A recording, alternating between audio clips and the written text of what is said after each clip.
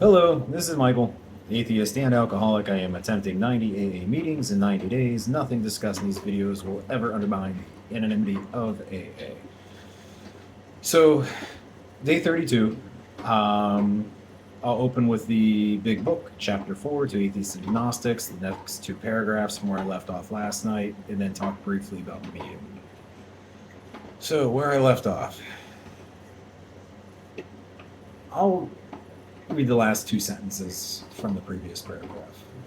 Yes, we had been faithful, abjectly faithful to the God of reason.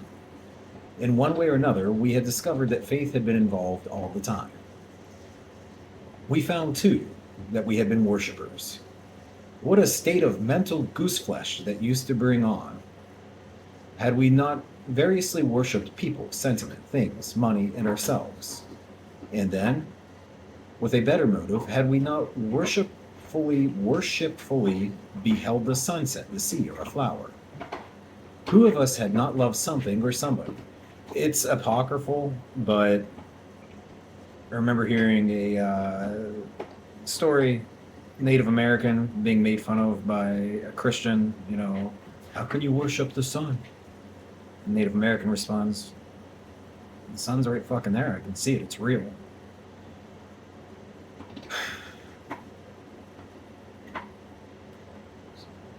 How much did these feelings, these loves, these worships have to do with pure reason? Little or nothing. We saw at last. Were not these things the tissue out of which our lives were constructed? Tissue. Did not these feelings, after all, determine the course of our existence? It was impossible to say that we had no capacity for faith or love or worship in one form or another. We had been living by faith in little else. Yeah, I don't know.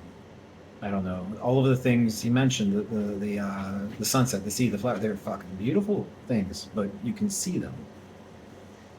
You don't have to have faith that they exist. They're there, and they can strike you with awe, but not the same thing.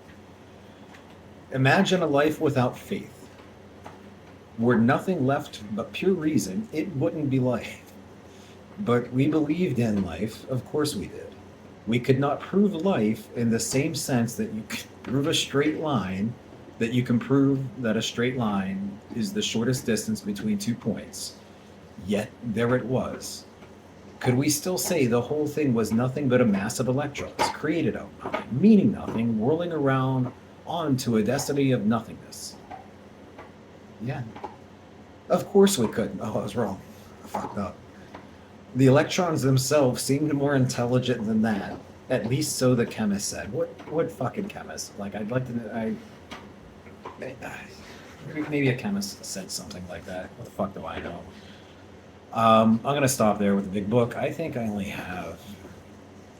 Oh, Jesus, a little more than I thought. It's about a page. I don't know how many paragraphs.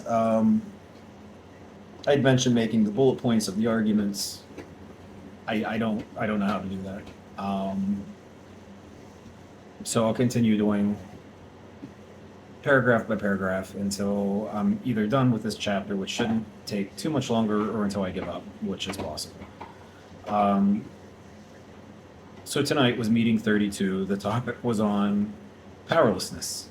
What I will say is this, because I do like to balance this out with something positive about Alcoholics Anonymous, of which there are many things. There were multiple people in that room who said that there's no way that they could have done it without surrendering to something, that it wasn't necessarily the religious interpretation of a deity, but that they had to surrender to something, and that they couldn't have done it without that program. So in that room, there were several hundred years of sobriety cumulatively.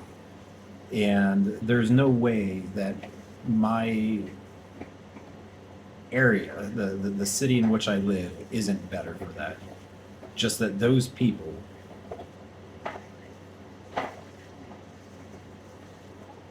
stopped doing the thing that was going to turn them into incredible fuck ups. Who knows who they would have killed drunk driving? Who knows? I mean, just the chaos that is created in the midst of your addiction. The world, especially in my little corner of it, is better that those people stop drinking. And I believe them when they say they couldn't have done it without that program. So I'm grateful it's there. Still take issue with the fact that it's asserted that it's the only way. I think that's damaging and harmful, but I am glad it's there. My share was just a reiteration of a lot of the stuff I've talked about, that I struggle with the first step in the powerlessness aspect of it. Worth noting that, I mean, I guess I did accept powerlessness over my ability to stop drinking once I started, and I worked around it. Like, I never had any illusions that I could control the amount that I drank. I just got very good at controlling every other element of the environment around that, so that I didn't have work the next day, so not this, not that, not this, not that, so that I could go completely off the rails and have my fucking bender and then regroup. And I kept doing that until it was eventually going to kill me. So that's all I have for tonight. I'll see you guys here again tomorrow. Thank you.